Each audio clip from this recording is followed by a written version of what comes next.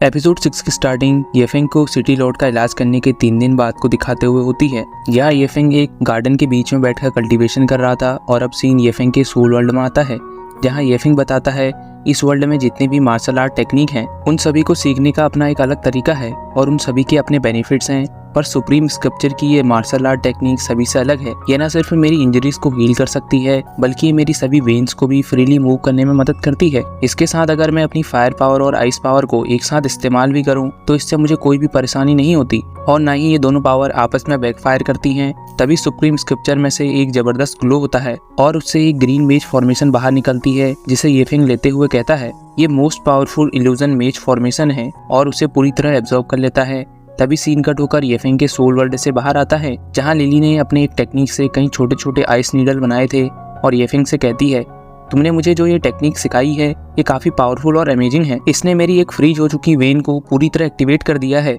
और उन ice needle से वहां एक वाटर पूल पर अटैक करती है, जिससे वो वाटर पूल बर्फ में पूरी तरह जम जाता है। ये देखकर येफेंग सोचता है सिर्फ एक वेन के एक्टिवेट होने से लिली की पावर बाइडन लेवल के 3rd स्टेज तक इंक्रीज हो गई है और अगर लिली की सभी 36 मेन वेन्स एक्टिवेट हो जाती हैं तो लिली का पावर लेवल क्या होगा। तभी लिली को कुछ होने लगता है तो लिली कहती है मैं अभी भी इस पावर को पूरी तरह कंट्रोल नहीं कर पा रही हूँ और येफेंग से उसके गोल्डन नीडल का यूज करके उसका इलाज करने के लिए कहती है और येफेंग भी लिली की बॉडी की एनर्जी को स्टेबल करने लगता है। पर तभी एक गोल्ड मैन येफेंग पर अटैक कर देता है, पर येफेंग उसके अटैक को आसानी से रोक लेता है और वो पर्सन पीछे चला जाता है। इस पर्सन का नाम एल्डर मू है जो कि लिली के किंगडम से है और तभी येफेंग उससे पूछता है आखिर वो कौन है। पर तभी लिली एल्डर मू को देखकर उनके पास जाती है और उससे पूछती है उन्हें कहीं चोट तो नहीं लगी। पर एल्डर मू कहते हैं उन्हें कुछ भी नहीं हुआ और उन्होंने 9 हेवन दाओ प्लेस के सभी किलर्स को मार दिया है जो कि लिली को मारने के लिए आए थे। और येफेंग की तरफ देखकर कहते हैं आखिर इस लड़के की हिम्मत कैसे हुई आपको टच करने की, और येफेंग को मारने के लिए उस पर अटैक कर देते हैं और येफेंग उनके अटैक को आसानी से रोककर कहता है एल्डर मू के पास बिल्कुल भी मैनर्स नहीं है,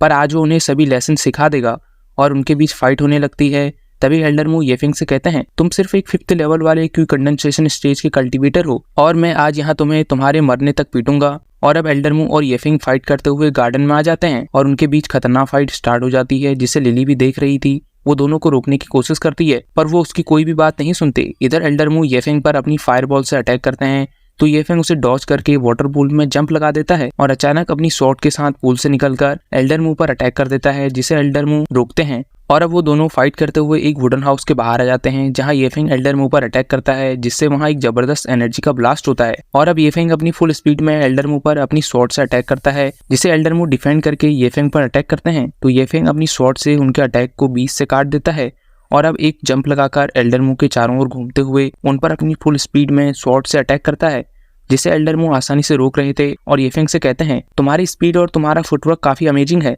पर ये मुझे मारने के लिए काफी नहीं होगा। तो येफेंग उन पर अपनी इमेज फॉर्मेशन से अटैक करता है, जिससे वहां काफी तेज लाइट का ग्लो होता है और एल्डर मू को कुछ भी समझ में नहीं आता आखिर अभी यहाँ क्या हुआ। और तभी येफेंग मौका पाकर अपनी उसी मेज फॉर्मेशन को एक्टिवेट कर देता है, जिससे वहां पर एल्डर मू के चारों ओर एक फॉर्मेशन का ऑरा फैल जाता है और तभी येफेंग फ्लाई करते हुए एल्डर मू से कहता है आज वो यहाँ मरने वाले हैं। पर तभी एल्डर मू अपनी पावर को इकट्ठा करके येफेंग पर अटैक करने जाते हैं और येफेंग भी अपनी फायर पावर को एक्टिवेट कर लेता है। तभी सीन कट होकर उस फॉर्मेशन के बाहर आता है, जहां येफेंग अपनी पावर से उस फॉर्मेशन को कंट्रोल कर रहा था और एल्डर मू अंदर सिर्फ येफेंग के इल्यूजन में फंसकर येफेंग के क्लोन्स को मार रहे थे और येफेंग के क्लोन को मारकर कहते हैं तुम्हारा टाइम खत्म हो गया है।